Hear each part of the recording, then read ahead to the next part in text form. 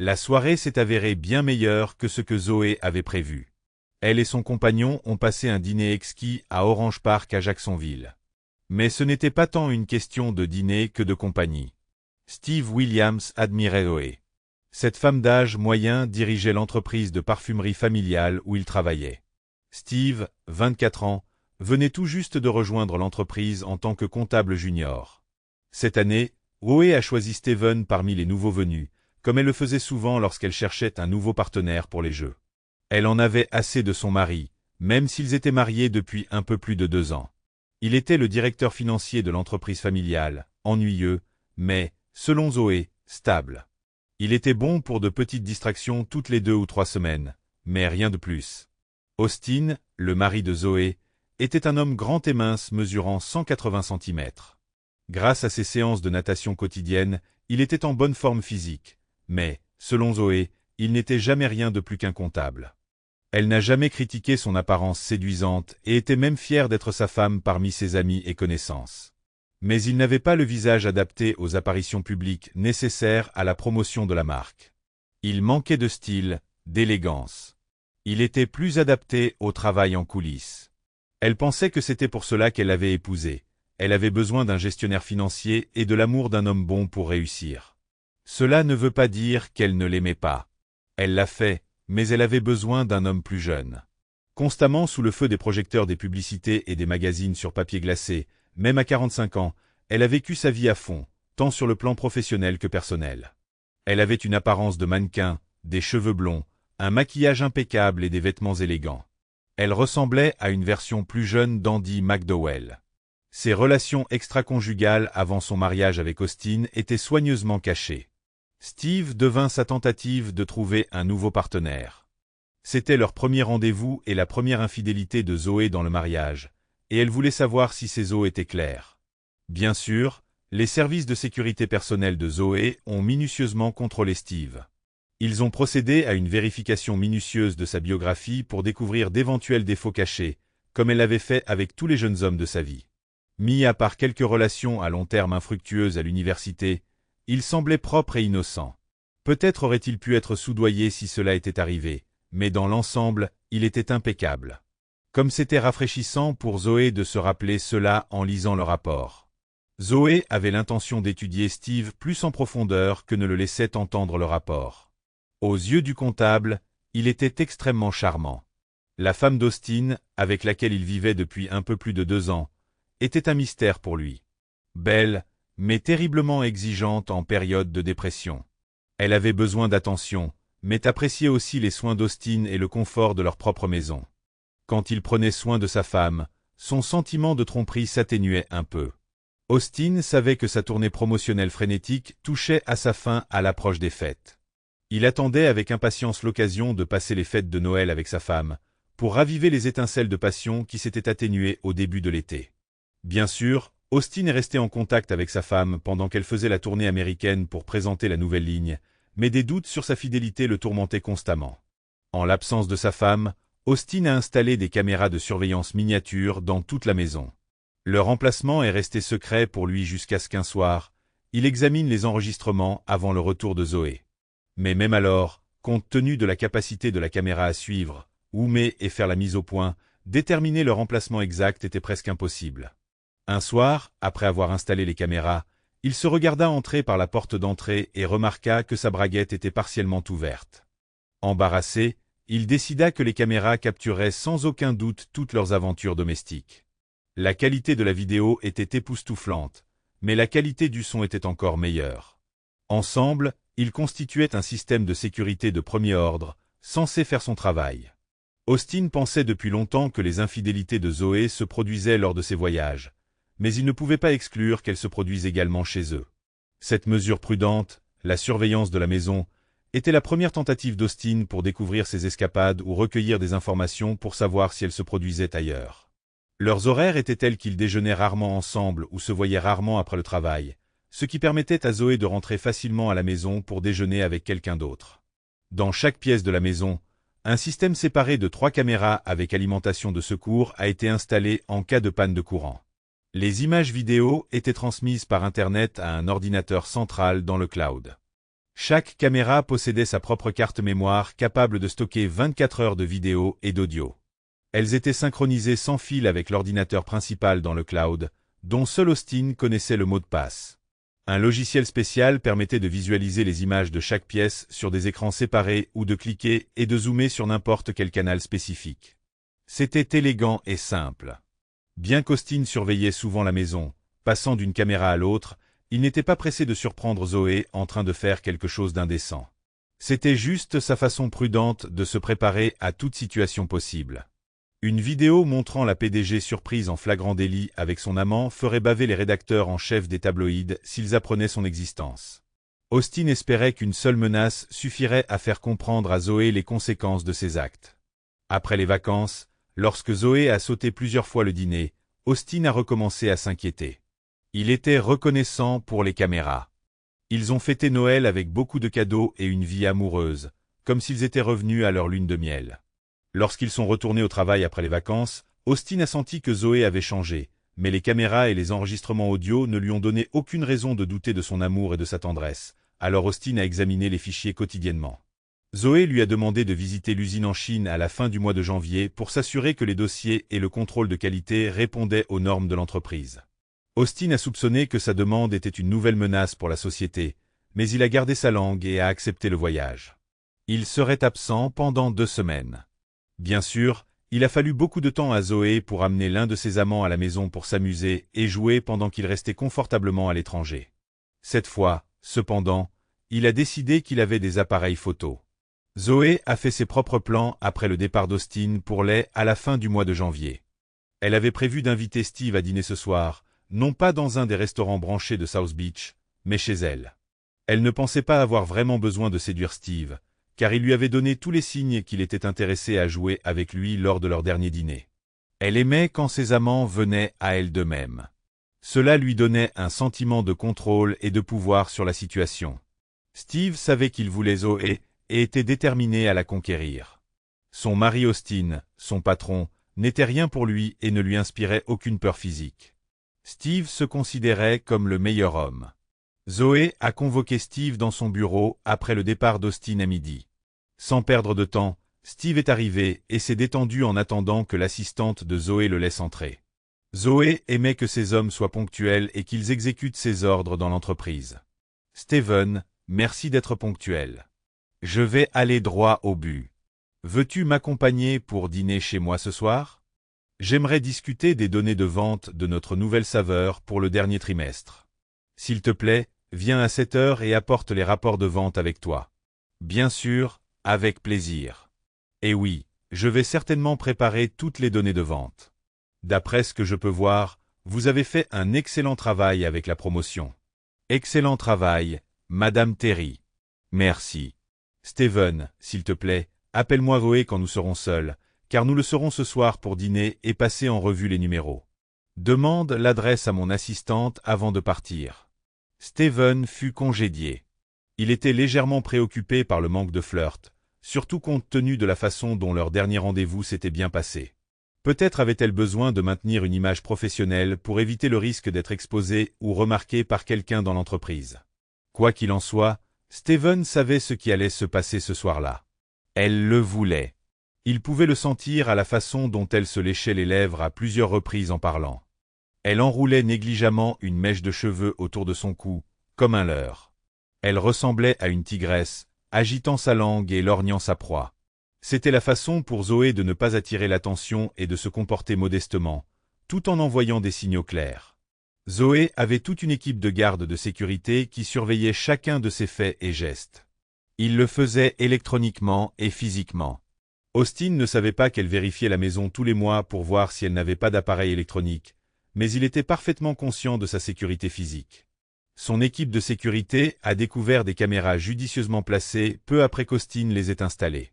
Selon Zoé, il aurait été imprudent de les exposer. Au lieu de cela, après avoir reçu des informations à leur sujet, elle a demandé de les désactiver temporairement, car elle ne voulait pas qu'Austin sache qu'elles avaient été découvertes.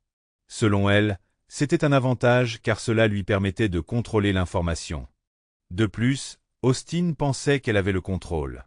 C'était trop beau pour être vrai, pensait-elle. Elle pourrait utiliser sa propre surveillance pour prouver qu'elle était suivie. Austin ne soupçonnerait rien. Son chef de la sécurité, Manson, s'est montré très franc dans cette situation. Il a conseillé de ne pas les laisser actives, car cela pourrait causer encore plus d'inquiétude si le signal devenait trop fort. Cependant, il a fourni un appareil qui a essentiellement brouillé la transmission de données sans fil des caméras, ce qui a conduit à l'illumination, a-t-il mentionné. Elle se demandait ce qu'Austin pouvait réellement dire. « Chérie, je sais que tu me trompes, mais apparemment mes caméras sont cassées, donc je n'ai aucune preuve. » Zoé gloussa d'un air menaçant. Elle ordonna l'installation du brouilleur. De retour à la maison à 16 heures, Zoé s'est détendue dans le bain avec un verre de pinot noir. Les jets chauds des buses et les bulles du bain ont plongé Zoé dans un état de béatitude euphorique. À 17 heures, elle est sortie, a enfilé un peignoir et s'est complètement détendue. Zoé avait demandé au chef de préparer le dîner et voulait s'assurer que tout se déroulerait comme prévu. De plus, elle devait réapprovisionner les réserves de vin. Elle aurait pu appeler le majordome, mais elle préférait le faire elle-même. « Martha, j'espère que tout est prêt pour le dîner ?» annonça Zoé en entrant dans la cuisine. Dans la salle à manger adjacente, elle vit une table dressée pour 2 personnes avec des bougies, comme elle l'avait demandé. La vaisselle était parfaitement disposée. Pour le dîner, on a préparé une bisque de homard, une salade de laitue croustillante au fromage bleu, du chili au four et du bar avec des haricots verts aux amandes en accompagnement. C'était l'un des plats préférés de Zoé. Le poisson avait des notes de citron et de romarin, complétant parfaitement le vin choisi. Martha lui fit part de tout ce qui était prêt dans la cuisine. Tous les plats étaient prêts, il ne restait plus qu'à allumer les fours et les cuisinières à temps, et le dîner serait un succès. Zoé était sûre que Stephen ne refuserait pas de l'aider à servir quelques plats, tout en sirotant du vin en cuisinant. Ce soir-là, Zoé était d'humeur joueuse. Vers 18h15, elle décida de retourner dans la chambre pour s'habiller pour la soirée. Elle appuya sur un bouton de la télécommande, émettant un bip doux, indiquant que toutes les caméras d'Austin dans la maison étaient éteintes. Aucun œil curieux ni lentille ne verrait ce qui allait se passer ensuite. En sirotant du vin, Zoé examina sa garde-robe et décida quoi porter. Elle venait juste de finir de s'habiller lorsque la sonnette retentit, peu avant 19 heures. Son escorte était ponctuelle. Le chef et le majordome, selon ses instructions, étaient partis depuis longtemps. Stephen était éblouissant, ses chaussures brillaient comme s'il venait de les cirer. Elle l'invita à entrer.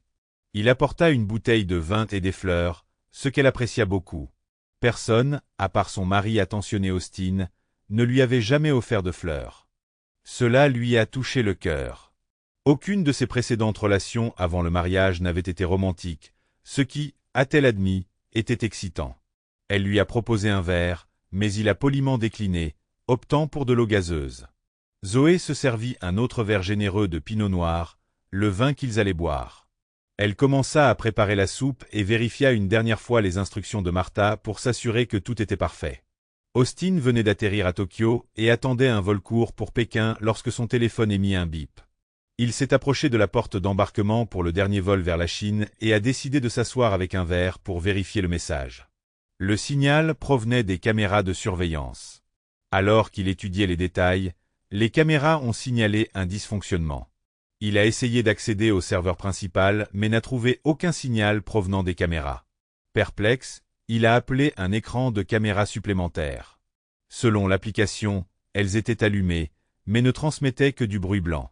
Irrité, Austin a appuyé sur tous les boutons de l'application, essayant de trouver la cause du problème. Il est même passé à un mode avancé qu'il n'avait jamais utilisé auparavant.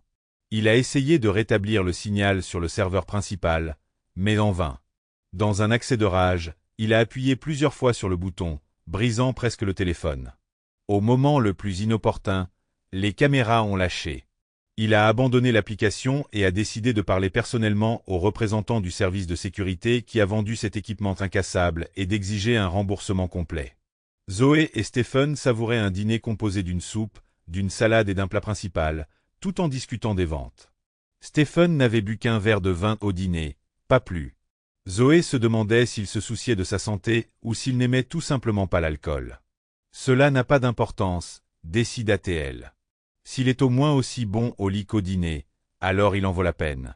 Stephen, es-tu intéressé par des femmes plus mûres ? demanda-t-elle. Seulement si cette femme mûre c'est toi, Ohé, répondit-il avec désinvolture. Puisque nous avons un intérêt commun, devrions-nous aller dans ma chambre? Je suis un peu fatigué. La journée a été longue et j'aimerais jeter un œil aux prévisions de vente pour le premier trimestre. Et ton mari? Demanda-t-il rapidement. Austin. Zoé jeta un coup d'œil à l'horloge. Il aurait déjà dû embarquer pour Pékin. Montre-moi le chemin, mon amour, répondit Stephen en lui prenant la main. Lorsqu'ils atteignirent la chambre, Stephen resta admiratif, observant les alentours. C'était ici qu'il pouvait. Peut-être, songea Zoé, pourrait-il devenir l'amant stable dont elle avait désespérément besoin. L'idée d'un amant stable lui fit rougir les joues et trembler de peur. Elle était submergée par un sentiment de culpabilité. C'était sa première infidélité depuis son mariage. Elle n'était plus la mondaine solitaire, détachée de son mari ou de quiconque.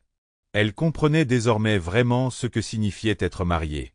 Au bout d'un moment, pendant que Stephen s'habillait, Ohé sanglotait doucement dans son lit. Que avait-elle fait? Elle s'était non seulement embarrassée, mais avait aussi terni son mariage. Austin était son premier choix de mari. Elle n'avait jamais trouvé auparavant la combinaison parfaite entre un homme, de l'intelligence et du charme. Au moins, à Austin, elle avait trouvé un homme intelligent. Il manquait d'un certain charme, mais peut-être, se dit-elle, pourrait-elle y travailler. Peut-être qu'il n'était pas si mal après tout. Il possédait 2 de ces 3 qualités. Et il l'aimait vraiment, se dit-elle. Qui d'autre supporterait cette mégère après sa tournée d'1 mois? Qui d'autre l'aiderait au bureau et prendrait soin d'elle après ce long voyage? Stephen comprit le sous-entendu. Sans dire un mot, il quitta sa chambre. Elle remarqua son sourire satisfait alors qu'il fermait la porte. Elle savait qu'il reviendrait. Et il le savait aussi. Il avait laissé ses chaussettes sous le lit, se demandant si la femme de ménage les trouverait et les mettrait dans la buanderie avec les vêtements de son mari. Austin venait de descendre de l'avion en Chine. Il était encore contrarié que ses coûteux appareils photo aient échoué dans leur mission. Il se demandait ce qui se passait chez lui. Il songea à appeler Zoé mais rejeta l'idée. Il était déjà minuit passé à Jacksonville. Que pouvait-il apprendre d'elle? Rien, sauf peut-être qu'elle dirait « J'ai passé une nuit merveilleuse, je me suis bien amusé avec un jeune étalon. » Mais il doutait qu'elle soit aussi franche ou aussi stupide. Sur le chemin de l'hôtel, Austin était certain que Zoé, ou plutôt son équipe de sécurité, avait découvert les caméras. D'une manière ou d'une autre, elles avaient été désactivées. Mais pourquoi? Il ne pouvait qu'envisager une seule possibilité, et cette pensée le faisait trembler. Si Zoé le trompait, cela signifiait la fin du partenariat qu'il avait soigneusement construit avec elle. La confiance, l'honnêteté et la loyauté étaient pour lui des qualités primordiales dans toute relation. Il l'avait clairement fait comprendre à Zoé lors de leur conversation avant le mariage. Mais sans preuve irréfutable, Austin n'avait plus que des doutes et des soupçons. La prochaine fois, il n'y aurait plus de doute. La visite d'Austin en Chine était une visite de routine et sans intérêt. Il a vérifié les chiffres, la chaîne de production et observé les inspecteurs du contrôle qualité. Il savait que les chiffres étaient corrects. Il faisait semblant de comprendre les odeurs, les saveurs et la chaîne de production, hochait la tête quand on lui parlait et posait quelques questions qu'il avait apprises de Zoé pour s'assurer qu'il n'était pas trompé. Mais ces hôtes chinois savaient qu'Austin n'avait aucune idée de la façon dont les parfums étaient fabriqués. 2 semaines plus tard, il partait. Seule Zoé était au courant de son arrivée. Il se doutait qu'elle ne serait pas là pour l'accueillir à son arrivée. Il fut donc très surpris de la voir. En passant la douane et en se dirigeant vers la porte d'embarquement, il la remarqua. Elle courait vers lui dans une belle robe cramoisie qu'il n'avait jamais vue auparavant. Elle était habillée comme si elle revenait tout juste d'une tournée promotionnelle, avec des perles, un foulard et des talons incroyablement hauts. Elle l'accueillit joyeusement. « Terry, je suis si heureuse que tu sois à la maison. Tu m'as terriblement manqué. » Elle enroula ses bras autour de son cou et pressa tout son corps contre lui, scellant ses lèvres d'un baiser profond. Austin était choqué mais heureux d'être de retour à la maison. Il répondit à sa passion avec la même intensité. Il se demanda alors si elle se sentait coupable. Il s'écarta d'elle, respirant difficilement. « Tu m'as manqué aussi. Que ai-je fait pour mériter un accueil aussi passionné ?» demanda-t-il. « Tu m'as manqué de peu. Une femme ne peut-elle pas regretter son mari ?» Elle fit la moue. « Bien sûr, Tu m'as manqué aussi. As-tu faim? Rentrons à la maison, Martha a préparé le dîner. Je veux être seule avec toi ce soir. Les yeux de Zoé trahissaient ses véritables sentiments lorsqu'elle prononça ces mots. Austin a clairement vu la culpabilité danser en eux. Les caméras pouvaient le tromper, mais ses yeux disaient la vérité. Super. Et le dessert? Il haussa les sourcils d'un air interrogateur. Zoé sourit, Stephen cria à Zoé de l'autre côté de la pièce. Je sais que tu as été infidèle, et je l'admets. Mais c'est fini entre nous, ainsi que ta carrière dans cette entreprise. Je te conseille de trouver un nouvel emploi et de partir d'ici si tu ne veux pas d'ennui. Zoé continua d'étudier les papiers sur son bureau, ignorant Stephen. Elena raccrocha doucement le téléphone, entendant toute leur conversation. Stephen claqua la porte du bureau de Zoé, ce qui fit sursauter Elena et la fit immédiatement se précipiter vers le téléphone de Zoé. Zoé, ça va? Dois-je appeler la sécurité? Non, Elena, tout va bien. Il s'agit simplement d'un petit malentendu concernant les projets futurs de l'entreprise. Pas de quoi s'inquiéter. Mais merci de vous inquiéter. Stephen, également connu sous le nom de Monsieur Williams, était déçu du résultat. Si vous êtes sûr que tout va bien, puis-je vous aider? Vous apporter une tasse de thé, par exemple? En fait, ce serait très gentil. Merci, Elena. Tu es la meilleure. Elena est allée préparer du thé pour Zoé. Elle a confirmé ses soupçons. Elle savait aussi que Stephen était allé trop loin. Devait-elle trahir la confiance de Zoé et avertir Austin? Elle était déchirée entre la loyauté envers son patron et l'honnêteté envers son mari, ne sachant pas quelle était la bonne chose à faire. Stephen est sorti en trombe comme s'il avait été assis sur des charbons ardents, a déclaré Elena, en posant le thé de Zoé sur le dessous de verre. Il s'agit simplement d'un léger malentendu, comme je l'ai déjà mentionné. Rien de grave. Malheureusement, le passage de Monsieur Williams dans cette entreprise est terminé. Oh! Je ne savais pas que tu étais au courant de tout, même du département financier, Zoé. Impressionnant. Mais pourquoi Austin ne s'en était-il pas occupé? Zoé commençait à être légèrement irritée par les questions d'Elena.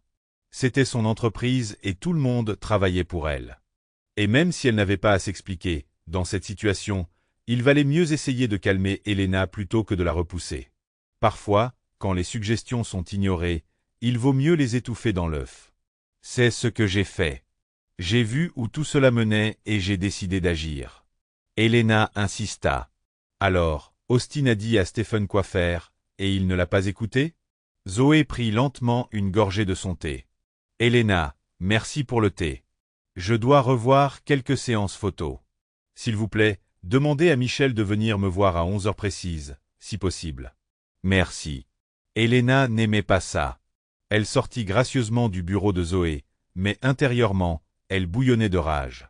Comment cette femme osait-elle traiter quelqu'un d'aussi bon qu'Austin de cette façon? C'était injuste.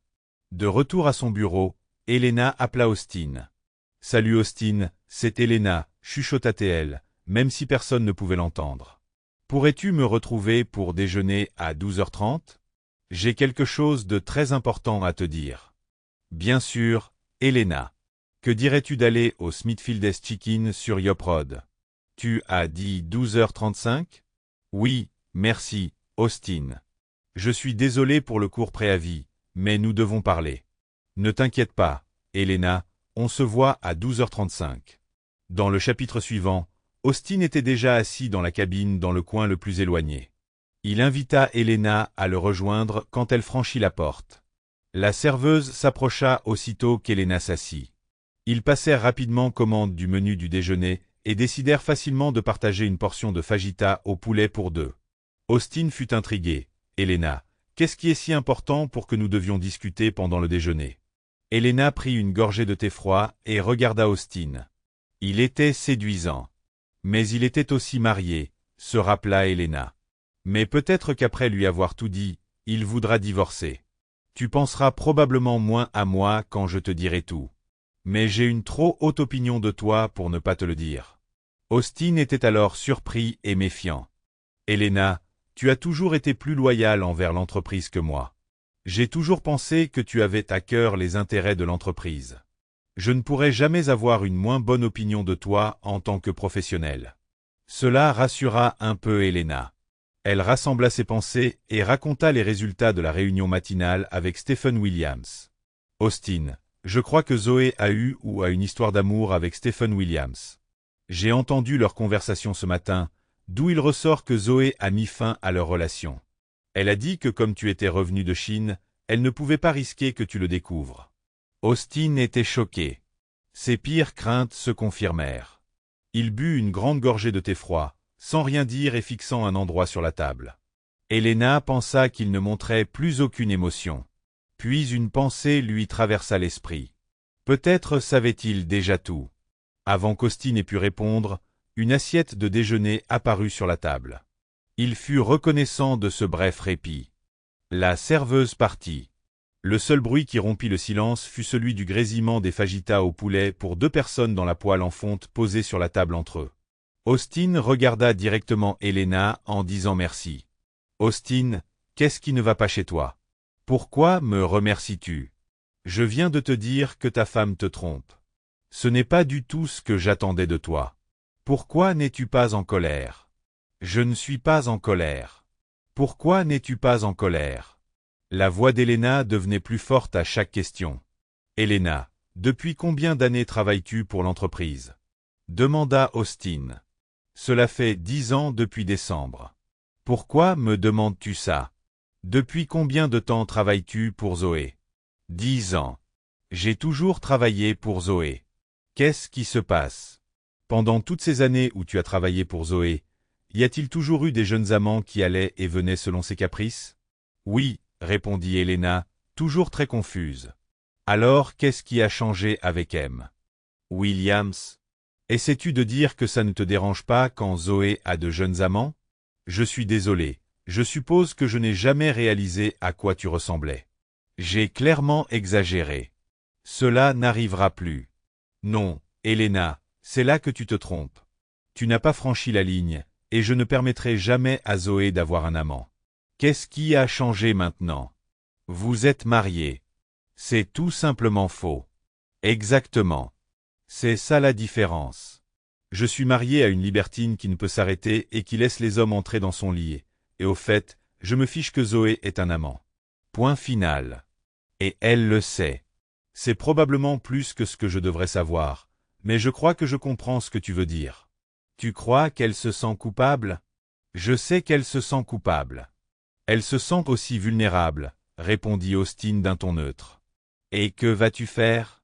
Pour le reste de la journée? Rien. Je ne ferai rien d'extraordinaire. Je resterai simplement dans mon bureau et élaborerai un plan pour sortir de cette relation avec cette femme. Comment peux-tu être aussi calme, Austin? Sérieusement. Il y a 1 an, j'ai eu un copain qui a fait quelque chose de similaire, et même si je ne peux pas prétendre savoir ce que tu ressens, étant marié, j'étais dévasté. J'ai passé tout le week-end à manger des glaces de chez Starbucks et à les arroser de boissons russes blanches pour noyer mon chagrin. Elena, j'ai connu Zoé avant notre mariage. C'est-à-dire que je connaissais son mode de vie. Je ne peux pas prétendre que je la connais vraiment. Elle m'a convaincu qu'elle avait changé, mais j'avais encore des doutes. Elle m'a dit que tout cela était du passé et qu'elle était prête à se contenter d'un seul homme. Elle m'a dit que cet homme serait moi. Je l'ai cru. J'ai décidé de lui faire confiance. Mais c'est un caméléon. Elle peut changer de couleur en fonction de l'environnement, a poursuivi Austin. Elena, je sais que tu as enfreint les règles aujourd'hui et que tu m'as fait honneur en me le disant. Pour cela, je t'en serai éternellement reconnaissante. J'ai l'intention de partager quelque chose avec toi, mais j'ai besoin de ton assurance totale que tu ne diras jamais à personne ce que je suis sur le point de te dire, pas même à Zoé. Tu peux garder ça pour nous? Bien sûr. Cela va sans dire. Elena rougit légèrement, puis regarda au loin comme si elle réfléchissait. Austin semblait avoir trahi la confiance de Zoé en révélant ses secrets à Elena ce jour-là. Mais il comprenait pourquoi elle posait cette question. Elena, il ne pouvait peut-être pas évaluer correctement le caractère de Zoé, mais il savait qu'il pouvait lui faire confiance. Alors que Zoé était en tournée promotionnelle, Austin a installé des caméras de surveillance dans leur maison. Elena a demandé, choquée, « Pourquoi ?» Austin a expliqué, Je soupçonnais que Zoé me trompait. Tous les signes étaient là. Et quand sa tournée s'est terminée et qu'elle m'a envoyé en Chine pour quelques semaines, je n'ai presque plus eu de doute. Les caméras étaient censées fournir des preuves pour que je puisse l'accuser d'infidélité. Que s'est-il passé ensuite? Demanda Elena. Je dois croire qu'à ce moment-là, Steven était déjà au courant. Les caméras n'ont-elles pas montré ce que tu soupçonnais? Demanda Elena surprise. Tu devais déjà savoir tout ce que je t'ai dit aujourd'hui. Austin répondit d'un ton grave. Je le pensais aussi. Mais apparemment, Zoé avait découvert les caméras et installé une technologie dans la maison qui bloquait leur fonctionnement lorsqu'elle voulait mener ses affaires en privé. Elle connaissait donc l'existence des caméras mais les bloquait intentionnellement? Elena fronça les sourcils. Quelle rusée renarde, elle est désolée, sans vouloir offenser. Je n'en avais aucune idée, Austin haussa les épaules. Tu crois qu'elle a réellement enregistré quelque chose? Si tu ne l'as pas vu, c'est une chose. Mais peut-être qu'elle a redirigé le flux vidéo ailleurs, au lieu de simplement bloquer les caméras? Tu sais, tu es un génie, Elena, sourit Austin. Je n'y avais jamais pensé. C'est très subtil, mais il y a peut-être une part de vérité dans tes propos. Austin avait tout prévu. Il l'a toujours fait. Et il commença à s'efforcer sans relâche d'infliger le maximum de dégâts à Zoé et à son amant. Il avait l'intention de prendre le contrôle de l'entreprise, faisant d'Elena le nouveau visage de l'entreprise. Un simple piège serait son salut. Cela lui sauverait l'avenir, mais aussi la santé mentale. Tous ses projets d'installer des caméras coûteuses se sont révélés vains. Mais il savait maintenant que Zoé ne resterait jamais fidèle au mariage si on lui en laissait le temps. Et Austin avait le temps. Il s'est plongé dans un travail frénétique. Semaine après semaine, il travaillait jusqu'à l'épuisement. Zoé s'accrochait à lui et le caressait comme un chat qui veut jouer. Mais il restait ferme et ne lui murmurait poliment que quelques mots. Il ne lui montra aucune tendresse, aucune émotion, mais c'était dur pour lui. Zoé était si belle. Il lui fallut un immense effort pour la traiter comme si elle n'était pas humaine pendant 6 longues semaines, jusqu'à ce qu'elle succombe enfin à son propre désir d'affection. Après 6 semaines de tourments silencieux, Zoé a trébuché. Elle a appelé Stephen. Retrouvons-nous chez moi à 6 heures. Ne sois pas en retard. J'ai besoin de te voir, dit-elle brièvement avant de raccrocher. Stephen sourit largement. Il avait eu le temps de prendre une douche, de se raser et d'arriver alors chez Zoé. Lorsqu'il arriva, la maison était plongée dans le noir. Pendant un moment, il se demanda si quelqu'un était à la maison. Il s'approcha de la porte d'entrée et sonna à la porte avec assurance. Zoé ouvrit presque immédiatement, appuya sur le porte-clés pour désactiver les caméras et le conduisit rapidement dans la maison, fermant la porte derrière lui. Austin est actuellement à une conférence à Jacksonville. Il ne reviendra pas avant demain, dit-elle sans explication ni coquetterie.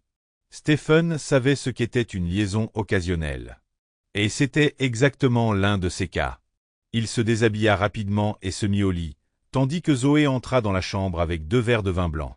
Elle en tendit un à Stephen et grimpa dans le lit, arrangeant les oreillers pour le confort. « Les règles, dit-elle. Tu ne resteras pas ici pour la nuit. Tu partiras quand je te le dirai. Tu as compris ?» Stephen prit une gorgée de vin et hocha la tête. « C'est clair comme de l'eau de roche, » répondit-il. « Alors finis ton vin et vas-y. Tu as failli ruiner mon mariage. Agissez, Stephen, ou ce sera la dernière fois que vous m'aurez. Je suis sérieuse. » Stephen n'a pas perdu une seconde. Après avoir fini, elle dit, « Ça suffit. J'en ai fini pour aujourd'hui. Habille-toi et sors d'ici. » Stephen n'aimait pas être utilisé. « Pour qui te prends-tu pour donner des ordres ?» rétorqua-t-il. « Va te faire voir. Je fermerai la porte à clé quand tu partiras. » À l'intérieur, Stephen était en ébullition. Il avait déjà dit au mari de Zoé qu'il avait été avec elle. Cette fois, il décida de tester sa force. En réalité, il n'avait aucune carte à jouer. En s'approchant d'Austin, il sentit quelque chose gêner son pied. Il leva légèrement les orteils, pensant qu'il y avait quelque chose sous le lit lorsqu'il se pencha, il vit un petit objet. En abaissant ses doigts sur le sol, il sentit qu'il touchait quelque chose de métallique. Au moment où il allait retirer sa main, il y eut un grand bruit. « Zoé !» Allume vite la lumière, cria-t-il. Elle alluma la lampe de chevet. Mon Dieu, Stephen, qu'est-ce qui t'arrive? Je t'ai dit de sortir de chez moi. Elle regarda attentivement son visage déformé et réalisa que quelque chose n'allait vraiment pas. Qu'est-ce qui ne va pas? Je ne sens plus ma jambe. Je ne sens plus ma foutue jambe. Zoé sortit du lit et s'approcha de son côté du lit, elle alluma la lampe sur la table de nuit d'Austin et regarda attentivement. Elle recula sous le choc en voyant que la jambe de Stephen avait été prise dans un piège à ours. « Qu'est-ce que tu m'as fait ?» demanda Stephen. « Tais-toi, Stephen. Je n'ai rien fait. On dirait que c'est l'œuvre de mon mari. Bon sang, ça n'a pas l'air bon. Ne bouge pas. » Zoé ne savait pas quoi faire. Il la supplia d'appeler les secours, mais elle hésita. Le téléphone d'Austin l'avertit que les caméras avaient été désactivées, mais cette fois, il savait que ce n'était pas vrai. Il a également demandé à sa société de sécurité de reprogrammer les caméras pour qu'elles émettent sur plusieurs fréquences, contournant ainsi le dispositif de brouillage que Zoé utilisait pour dissimuler ses communications illicites. Il a accédé au serveur cloud en temps réel pour surveiller ce qui se passait. Après le divertissement, lorsque Zoé a ordonné à Stephen de partir, il est tombé dans un piège.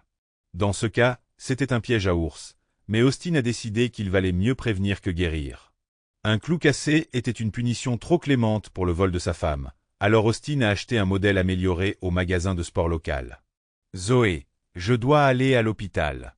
Je ne veux même pas penser à ce qui va se passer si je ne retire pas ce piège. Passe-moi le téléphone pour que j'appelle une ambulance. S'il te plaît, je t'en supplie en tant qu'être humain. Tu dois aller chercher de l'aide, supplia Stephen. Zoé paniquait. Elle ne savait toujours pas quoi faire. Si elle appelait une ambulance, il viendrait certainement, mais une enquête suivrait sûrement. Elle se retrouva dans le même piège que Stephen. Elle s'approcha du fauteuil à haut dossier et s'y enfonça lourdement. Zoé s'est toujours considérée comme une personne décente, même si en réalité elle pouvait se qualifier d'égoïste. Elle se souvenait du sérieux avec lequel Austin s'était comporté lorsqu'il lui avait demandé sa main. Il voulait s'assurer qu'elle comprenait les conséquences de l'infidélité. La confiance, a-t-il dit, est plus importante que presque toute autre qualité chez une personne. Sans elle, il n'y a pas de relation. C'étaient ses mots. Austin ne lui fera plus jamais confiance, quelles que soient les circonstances. Ils n'auront plus jamais de relation, quel que soit le résultat. Zoé était pratiquement en état de choc. Elle ne répondait plus aux appels à l'aide de Stephen. Elle s'assit sur la chaise et regarda dans le vide. Elle savait qu'Austin lui avait tendu un piège. Elle savait que son mariage s'était effondré. Et voilà qu'Austin avait attiré son amant dans un piège mortel. Il l'avait également piégée. Pour sauver Stephen, elle devrait se révéler. Une trahison pourrait lui coûter la confiance du conseil d'administration de l'entreprise. Cela pourrait conduire à l'effondrement de l'ensemble du conseil d'administration. Austin continuait de regarder la vidéo, observant le drame humain qui se déroulait sur l'écran. Il savait que son mariage était ruiné. Il risquait d'avoir des ennuis avec les autorités à cause du piège à ours sous son lit, mais il s'en occuperait plus tard. Stephen semblait avoir désespérément besoin d'aide. Austin envisagea d'appeler à la maison, mais décida de laisser Zoé démêler elle-même ce désordre. Stephen semblait de plus en plus pâle. Austin pensait que Zoé avait encore le temps de faire le bon choix. Il pensa à la rappeler, mais changea d'avis. Il ne voulait pas être un fardeau pour Zoé. Il songea à l'appeler à nouveau, mais repoussa une fois de plus cette idée. Elena était déjà sortie de la douche. Il entendit le sèche-cheveux fourni par l'hôtel se mettre en marche. Il était sur le point de l'éteindre quand Zoé s'approcha du placard et sortit une arme. Austin savait qu'elle la gardait pour sa protection personnelle. Quelques fois par an, elle l'emmenait au stand de tir pour s'entraîner. Peut-être, pensa-t-elle, le soulagerait-elle de son tourment. À la dernière seconde, Stephen releva la tête et regarda ses yeux froids et sans vie, regardant sa vie défiler devant lui. Elle appuya sur la gâchette, mais le coup toucha l'oreiller d'Austin. Il regarda Stephen avec horreur. Il semblait indemne. Quelques instants plus tard, Elena entra dans la chambre et Austin ferma le couvercle de son iPad. « Chérie, tu te souviens quand je t'ai dit que tu pouvais diriger l'entreprise les yeux fermés ?» demanda Elena d'une voix langoureuse. « Je m'en souviens, mais je pensais que tu me flattais juste, » répondit Austin. J'étais sûr que tu ne le prenais pas au sérieux, malgré toutes mes assurances. Oh, mais je le pensais vraiment, prononça Helena avec coquetterie. Et maintenant, je pense que tu auras une chance. Ce n'est qu'une question de temps. Elle s'approcha de lui et enroula ses bras autour de son cou. On fait l'amour? Chuchota Austin à l'oreille d'Helena. Seulement si tu promets de ne plus jamais coucher avec ta femme promiscuité, répondit-elle. Je n'aime pas partager. Austin répondit calmement, ne t'inquiète pas, mon amour. Je t'ai été fidèle depuis le moment où nous avons lié nos âmes. De plus, je pense qu'elle sera un peu occupée pendant les 20 à 30 prochaines années. Épilogue. La police a été appelée après que les voisins d'Austin et Zoé ont entendu un coup de feu. Ils sont arrivés en tenue de combat complète, craignant une attaque contre la maison. Tout le monde s'est étonné qu'il n'ait pas été prévenu plus tôt, car les caméras enregistraient et transmettaient les données directement à la société de sécurité. Si quelqu'un avait cassé la porte, l'incident aurait été immédiatement signalé à la société de sécurité, qui aurait appelé la police. La scène qu'ils ont vue en entrant dans la maison ressemblait à celle d'un film d'horreur. Une femme en robe de chambre était allongée sur le lit, tenant un pistolet dans sa main droite. À côté d'elle se trouvait un homme, un oreiller avec un seul trou de balle sur le côté gauche du lit. La police a immédiatement appelé une ambulance et les pompiers, sans pouvoir déterminer la gravité des blessures. Zoé semblait physiquement indemne, mais restait muette et incapable de parler. L'homme, dont l'identité reste inconnue, était pris au piège dans un piège à ours. Les pompiers ont utilisé les mâchoires de désincarcération pour le libérer et les ambulanciers ont emmené Zoé d'urgence à l'hôpital. Le lendemain matin, Zoé s'était physiquement rétablie, mais son état mental restait fragile.